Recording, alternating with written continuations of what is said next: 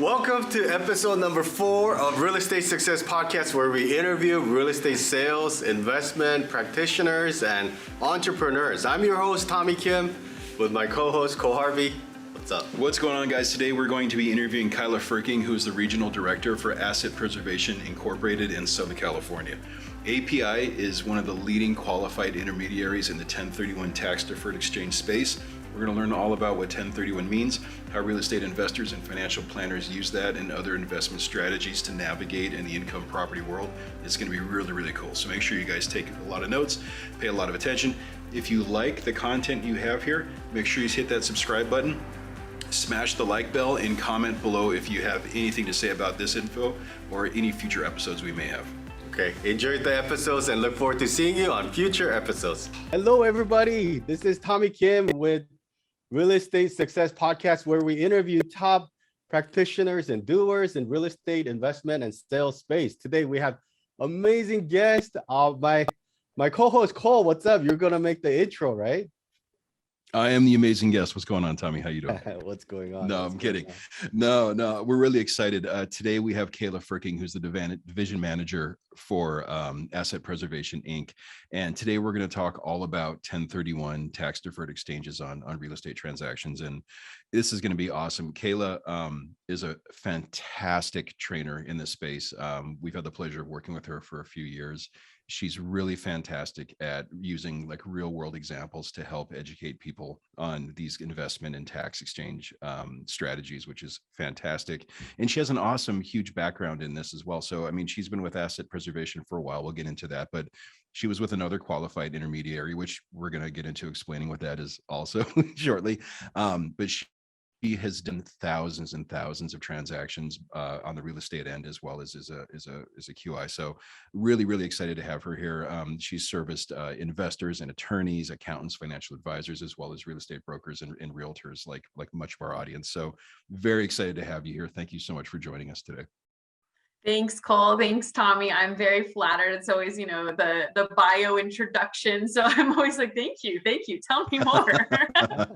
Make me sound good on paper. So thank you. I appreciate it. Yeah. So we first ask, how does someone tell us about your journey, how you got into this industry? It's not a normal industry that people get into. So we want to just hear your background and how you got into the industry.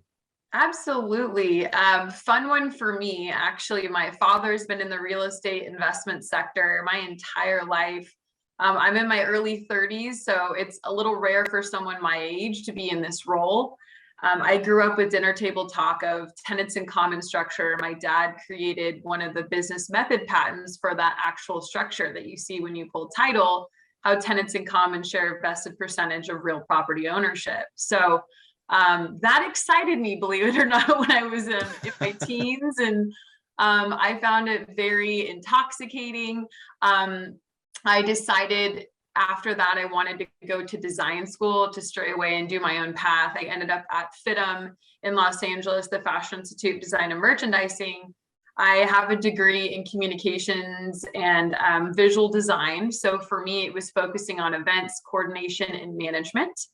That then catapulted me at ASU into a career there, where I finished my degree in real estate and communications, kind of took one class, one toe dip in the water of real estate. I fell in love with it. I knew I would. I tried to stray away from apple doesn't fall far, but you know what? I don't know why I resisted. Right after that, I got my real estate license and never looked back.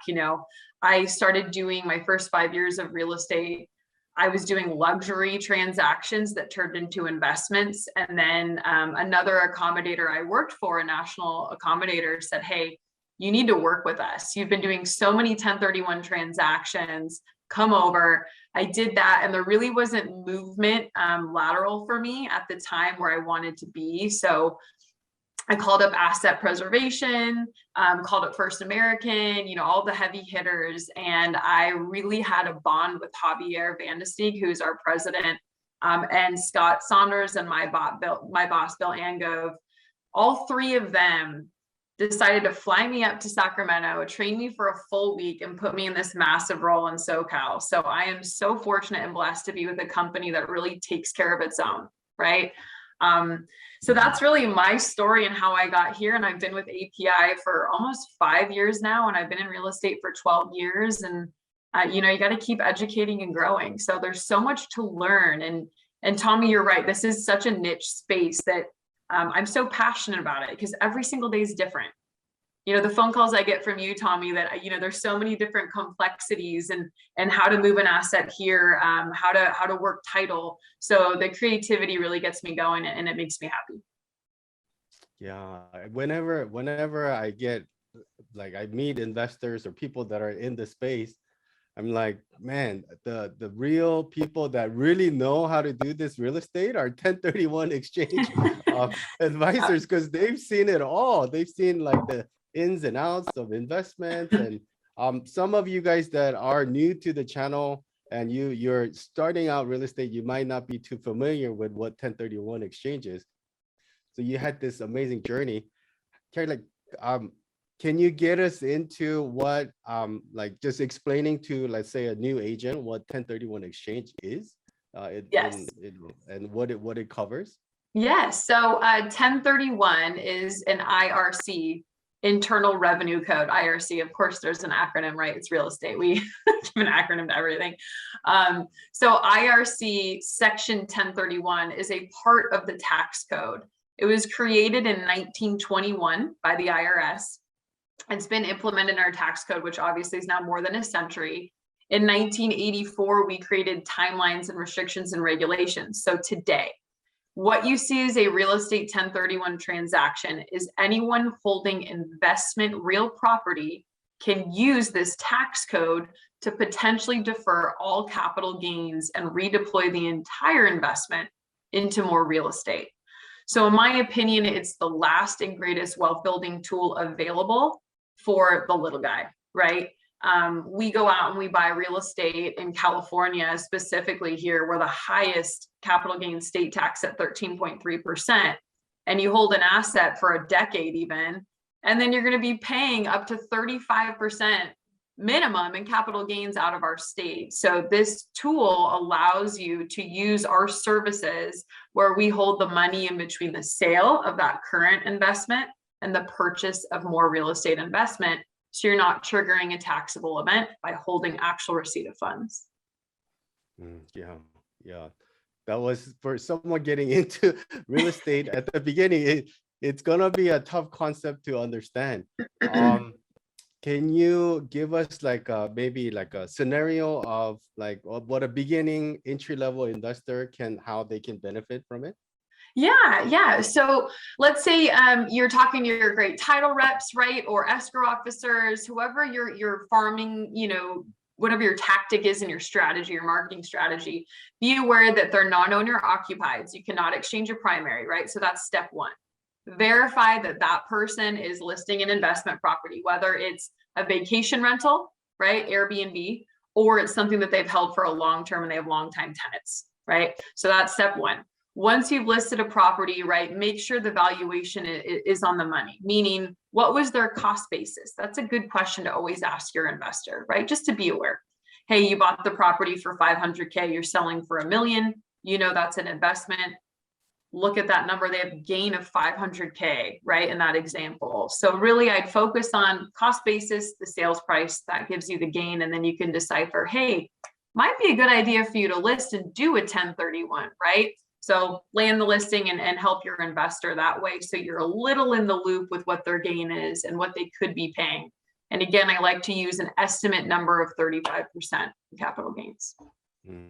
Yeah, that's a huge tax. When not a lot of the investors get caught with the surprise that they do have this big tax. And if they're not pre-planning, like for example, I had a client that they were buying a property in Diamond Bar, and we stepped in, and then you were able to help them to identify the 1031 exchange and then be able to use their selling proceeds into the buying new property, right? Absolutely. So that's been huge. What are typical like maybe you can cover some of the typical things that people can make mistakes on, because that's usually people don't know the 45 days or 180 days and these kind of things. They kind of know about it, but in general, a lot of real estate agents or investors know about it, but a lot of the times they might get tripped up in the real logistics of these type of things without knowing. Right, right. And you're correct, the 45 days, right? And listing right now. So I think it's crucial to start planning ahead. I mean, just like any new investor, you need to focus on what your goal is, right? Go to the end of the equation first. What do you want?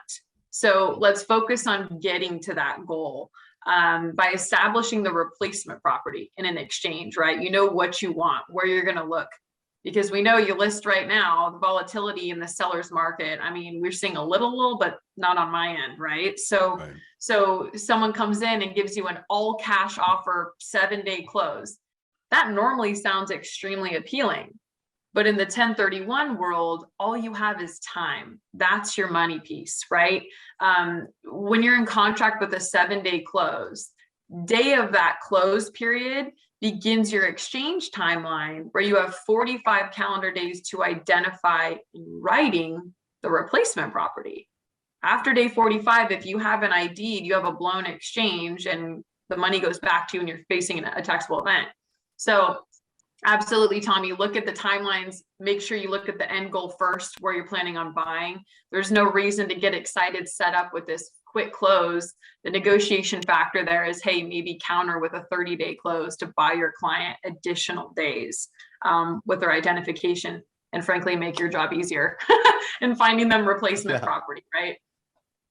Yeah, because you had mentioned in one of your training videos that I've looked at, like help the clients identify, or investors should identify try to identify it before they actually close on the property first, because after they close, it timeline is too tight, right? Exactly. So, and you absolutely can be in escrow with both properties at the same time, the one you're selling and the one you're acquiring. We just need the domino effect where we're holding the money, right? So property A closes before property B is purchased. So obviously they can close within a couple of days of each other. Even we call that a simultaneous exchange. So there are so many unique tools out there. Again, the market conditions, we have a lot of reverses. You know, Tommy, we're saying our numbers are over 850 orders a month, where 3 years ago we were doing about 400 for our national company.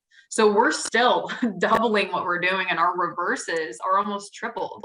So in a reverse exchange, your client can acquire the replacement asset first and then start their exchange timeline of 180 days to sell the relinquished property.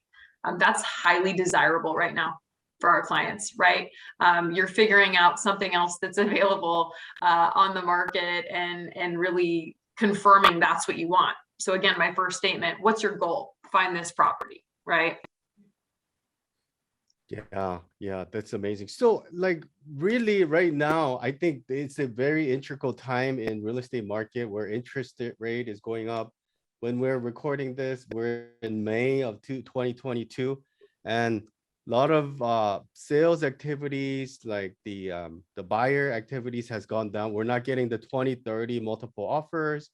Real estate market some people feel that it's hindering, but really in your world, 1031 exchange, its market is really surging.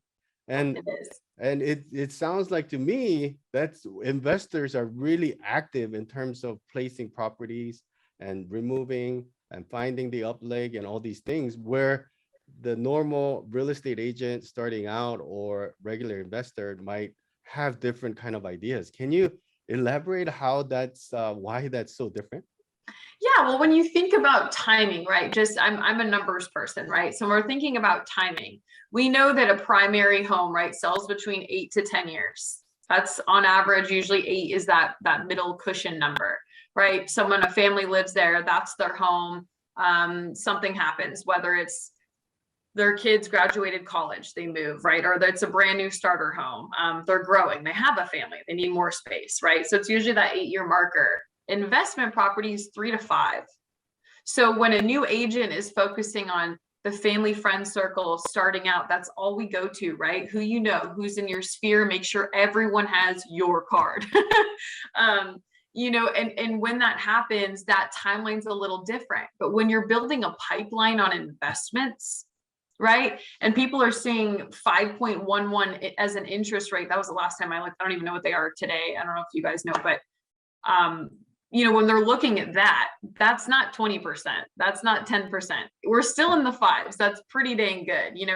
Selfishly, I always gloat to my friends who are looking at, I'm like, well, we locked in at 2.75. So, it feels good. But when you think about the investor, 5 years. So 5 years, let's talk about, you have 100 investors in your pipeline. That means you're going to have 20 transaction sales every single year, right? Out of 100. So when you're building it and you're going through that transaction, mathematically, numbers don't lie. Those people need to turn over a profit and they want to redeploy that investment. Now, again, the 1031, you don't have to sell one property and buy one property.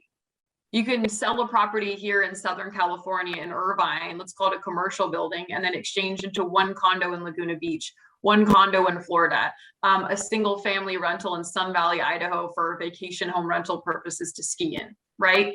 So there's so many ways to use this tool. And really it comes down to how you present it. So once you know who the investor is, how do you present it? Think about their dreams. What are your clients' goals? You want to go board in the mountains? That's my goal. I want to go board in the mountains every day. And I'm here in SoCal. So asking the right questions. Yeah, 100%. And the investment wise, can you explain, because the really, like, what I think every investor strives for is that swap till you drop type of a scenario. Until that, I think that's such a, obviously to hack, there's so many strategies, and Kayla is someone that just has wealth of knowledge in this space. So later on, I want you guys to connect with her, ask her the questions directly, but that's like number one strategy that investor wants to seek and the benefits of it. Can you share a little bit about the swap till you drop method? Yeah, so a little morbid, Tommy, as you know, I always say that. Trying to make it fun, right? Really, you defer capital gains in a 1031 until you die. So, I mean, it's taxes and death, right? They're hand in hand. So in the swap till you drop, you exchange again, you exchange again. So we call that a series. Let's say I sold out of California, bought in Texas. My Texas property, I then exchanged into 2 properties, into Florida and Idaho. I went from Idaho to Colorado. Let's call it 5 different series where I now have sold one, and I've acquired 8 properties. Those 8 properties, when I die, my beneficiaries will get a full step up in basis. So my original question, right? You ask your client, what was the cost basis or the original purchase price? So let's say I started at $250,000. Those 8 properties, if I sell each of them, maybe are valued in between a total sum, right, of $2 million. That would mean my gain, if I sold $2 million right now, would go all the way back to my original basis of a quarter, which is 250. So therefore I'd have gain of 1.75, and I'd have to pay capital gains on it. My beneficiaries step up to the 2 million, right? So the 1.75 in capital gains goes away.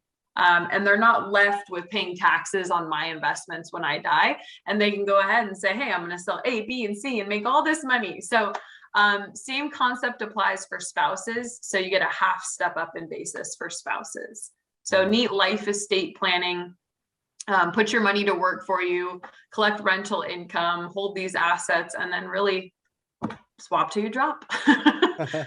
Yeah. I mean, that's such a powerful concept to be able to defer taxes, like essentially forever, right? Right. And then your heirs have, like, they have step up in basis, they have good performing assets, and it's just really smart strategies.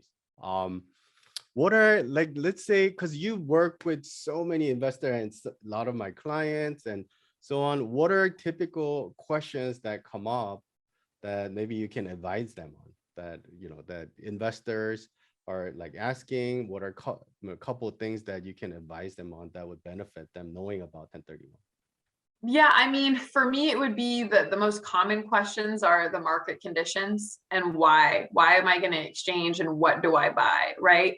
I think the crucial part in the hat that you wear in your industry and asking the investors is going to be, again, that end goal. What are you trying to do? If there's nothing to buy, that's the issue. Why exchange? Why I'm not going to list with you? Why exchange? So why do I even list my property, Kayla? This realtor wants me to list with them. They just want to get a paycheck. Why would I do it? And really, for me, I chuckle at them and just tell them, number one, everyone has a livelihood. Number two, I mean, let's talk about interest rates. They're not the worst. They're pretty fantastic still. Right. The other component, right, is you don't have to buy another rental property. There's alternative investments. I know, Tommy, you and I have talked a few times about DSTs, Delaware statutory trusts, alternative investments. You can exchange into oil rights, mineral rights, windmills. There are so many opportunities that you can really hit home when these questions come up. And for me, well, hey, have you thought about this? Do you know anyone that's in the commercial space for tenants in common or DSTs? It would be great to talk to your financial advisor, or I can put you in touch with a financial advisor or a registered rep, right? So that's really the main question. Well, what am I going to buy? Yeah. So lots of different things out there. You're not restricted to just a long hold rental property and being a property manager. And I think that's just highly desirable for people right now, especially after COVID and all the moratoriums and rent control. So I know that was a little frustrating for a lot of you out there, and investors, me included. So exchanging out of California or into a different segment, right? Commercial, DSTs, land, you name it. Get creative. Yeah. And you're a wealth of knowledge for source for vehicles like DST, where people just want to park their money. There's obviously an operator that takes care of like day-to-day stuff, and then the investment return is provided to the investor, right? Yes. Like talking of maybe like for someone that's like, oh, should I go to commercial? Should I go to DST? Is it like what would be the main reason like going into DST? Someone might pick a vehicle like DST. Have you seen that? Yeah. I would say someone who wants a hands-off approach, right? They don't, like I mentioned, they don't want to manage anymore. So they don't want to deal with that phone call, on Sunday at 9 p.m. and something's happening with the toilet. So the DST is the hands-off approach. You exchange, use an accommodator, the proceeds go into, call it multifamily, right? So a huge apartment complex, and they're this tiny investor with 200 plus other investors. There's already a property management in place, and they're collecting a check, and they're on the beach somewhere, in the Bahamas. So that to me is a really great tool for someone that is looking for the end game and really just wants to have that paycheck come in. So those tools are out there. Yeah, and a lot of the investors are very scared on, oh, I don't have anything to buy. Prices are up. They're so high. Mm-hmm. And so the client that you're helping us with is actually the reverse exchange, right? Can you talk a little bit about the reverse exchange too? Yeah, you bet. So the reverse exchange, let's say I had one that came up recently in Laguna Beach, and actually I've done 2 reverse exchanges for this couple in the last 4 years.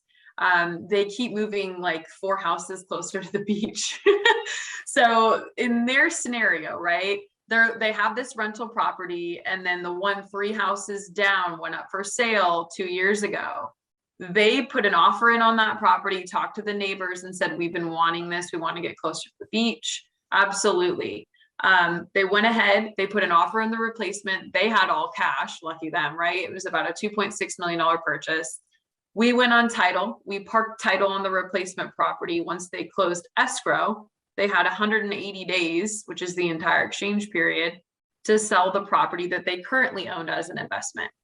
Once they sold it, I think it was around 2.3. They took that 2.3, put it back in their savings account. So replenished it.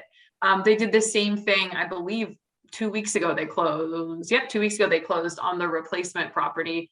That was, I think, 3 or 4 properties closer. So now they have an ocean view, right? And this is their end game. They did the same thing, had all the cash, bought it for, I think, 3.5, replenished their savings.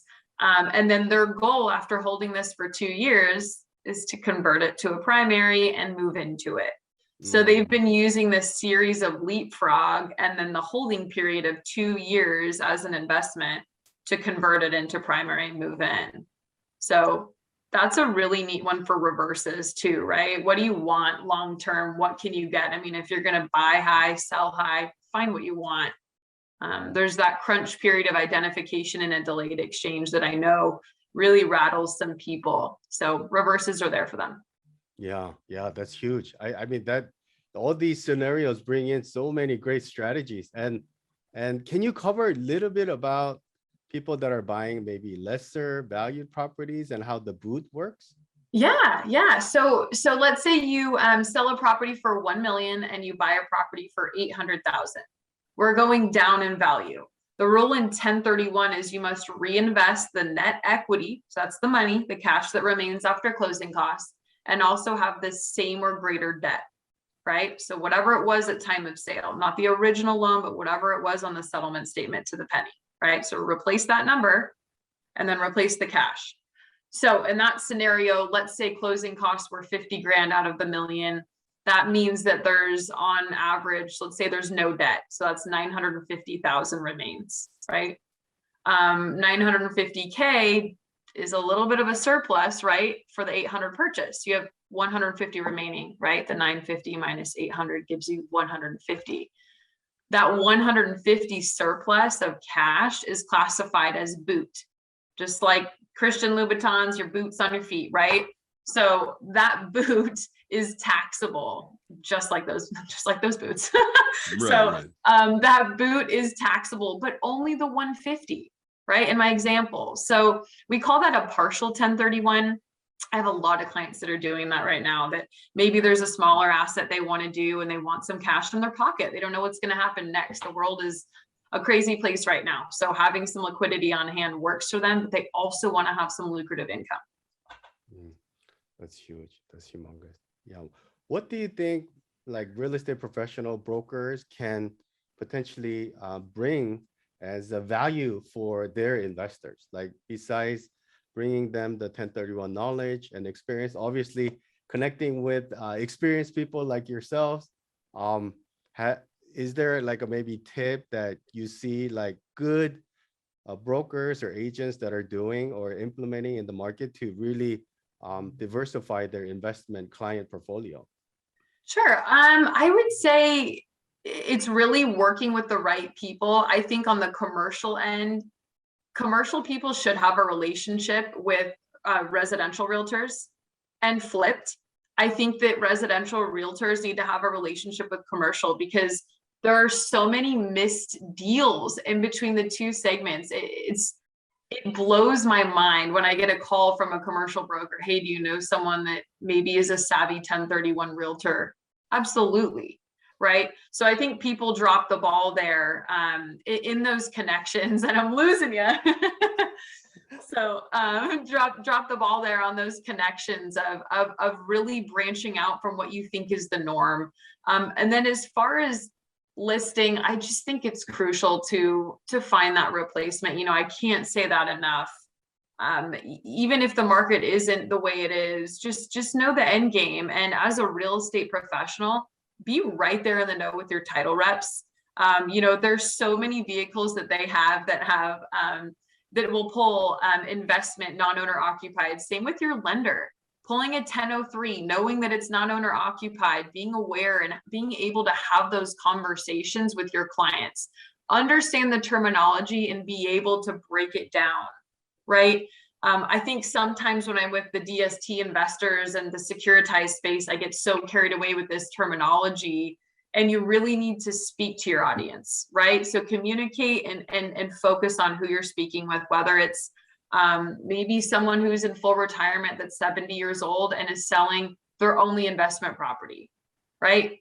a little slower, a little bit more to the point and their end game. You have your younger investors, giving them the tools for, the millennial viewpoint of, okay, instant gratification, I want money now. Maybe a DST is right for them. So just focusing on getting to know your investor. I think some people get caught up in too much transactional. I'm way more relational, and I enjoy that side of really getting to know my client and seeing what we can do for them. And sometimes I know I get in trouble for this, and I've told you before, Tommy, but if a 1031 doesn't make sense, I never push anyone to do it. And so I'm like, please don't do it. Don't waste your time. Don't pay our fee. Don't be stressed out in the exchange timeline. It's a lot. So. Right. Yeah, those are, man, just some of the things you just said there. If like more professionals and investors just get that relationship building, it comes down, it sounds like it's all the similar basics and just serving your client with the best of capabilities, right? Yes. Yeah. Yep. Yeah. So let's see, we're gonna talk about, obviously we're gonna have you share your contact below, and we'll post it on our YouTube and Facebook pages and our podcast, all the podcast channels. Sure.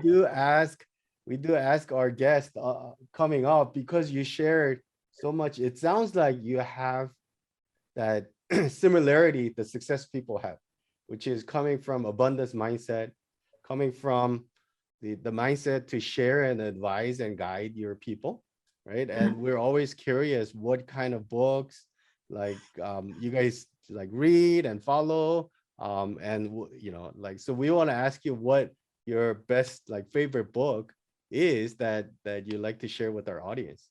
Lately I've been, believe it or not, I've been reading teen romance. Sounds hilarious, but I was reading the Red Queen fantasy series, which I loved, because it gets me out of reading legal docs every day. But my baby that I go back to maybe every other year, that I read right when I was graduating Arizona State, go Devils, is Think and Grow Rich, Napoleon Hill. I'm sure you guys know it. I don't know if it's blurring. There you go. But this one is, if you haven't read it, it's so empowering. It gets you off your butt. I'll be PC here. It gets you off your butt. It gets you motivated and makes you feel good and empowered. And exactly what you're saying, Tommy, it's the knowledge we have is wealth. So being able to give it and think about it and grow it, this kind of piggybacks off The Secret, right? The law of attraction. So the more that you give and interact and have that energy, I truly believe it's tenfold, right? So great book, highly recommend it. And if you're into the fantasy series, go for it. Right. Yeah, that's awesome. Well, yeah, thank you so much for that. Look, you touched on something important. It's important to have your entertainment too. I think, especially if you're an entrepreneur, or if most of us who are in this space tend to live in this world like 24/7. And so it's important to definitely get out. I think that was a ton of information, and it's important because I think if you're in the real estate space, it's important to be so well-rounded with your knowledge base. And then, like you said, you have to be collaborative, have the mindset of collaboration with other professionals, whether they're outside of your space, if you're in residential with commercial, or vice versa. And this is something that this process applies to all corners of real estate, whether you're into condos, houses, or apartment buildings, right? So thank you so much for all. We could do this all day. There's a million scenarios. And there's a million potential scenarios that come up in this space. You've done thousands already. I'm sure you haven't even come close to seeing it all. So thank you so much for that. In closing, is there anything specific you think that everyone should maybe focus on if they're trying to learn more, or maybe dabble into this? What would be the good starting point you think all people could jump into? Yeah, there's a wealth of information on our website. For our realtors, we have customizable handouts that you can send out. I used to focus my first year so much on marketing, and the tools are there for you. Focus on the relationships, right? The marketing's there. Don't waste so much time adding the detail and the picture, like it's done for you. Plug it in. And really, I think focusing on, I mean, I said relationships, but I really think that's the truth, is building the relationships, knowing your community. And just like you said, Cole, knowing yourself. I know the world is tough right now. If you're stuck behind the screen for so long, get out, get some vitamin D, get to the gym, whatever your thing is, do it, because without that, you're not you. And Dr. Seuss, no one's youer than you. And so that's your best asset, is be yourself and be Absolutely. confident in it. Absolutely. I think that's a great place to wrap it up, Tommy. Seriously, Dr. Seuss always knew what's up. So what do you got? Anything else you like to touch on, Kayla, Tommy? I think what's the easiest way our investors and broker community can reach out to you? What are some ways they can find out more info or reach out to you? Yep, I'm more than happy to host workshops. Cole, Tommy, we can arrange something to do if investors are intrigued, to put something on specifically for investors and realtors. We can do that through Zoom. I can do that in person because we can see each other again.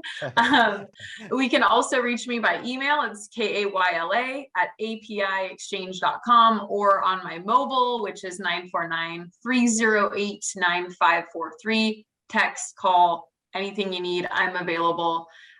Don't be shy about the questions. I have to say that. I think people get a little inferior, scared to call me. Don't. I'm here. I'm a person. I'm just like you. Let's talk about it. If it makes sense, great. If it's something that's not doable, it's not. And you can move on to a new investment. Maybe not the stock market right now. Or buy low. That's what I'm doing. Buy low. Right. Yeah, you guys, Kayla's been helping us, our clients, and been tremendous. Such a wealth of knowledge and such an amazing resource to us and our community. So 1031 Exchange, I highly, highly suggest you go to her for advice and questions. And so ending, Kayla, thank you so much for your time today. It's been amazing. I think people will get like something that they haven't realized, or people that are seeing this for the first time, they're gonna really be like, oh wow, there's so many avenues of real estate investments and vehicles. And we want to thank you for your time too. I know you're super busy with everything. Yeah. Yes, thank you. It's been a true pleasure. I appreciate you always, Tommy. Cole, you as well. Thank you all so much, and I look forward to people reaching out. All right. We'll put Kayla's contact on the bottom below. Be sure to check out her contact and follow her. She's an amazing asset for 1031 Exchange. And as always, guys, we say on the podcast, level up every day. Bye, guys. Thank you so much, Kayla. Thank you. Okay. Thank you.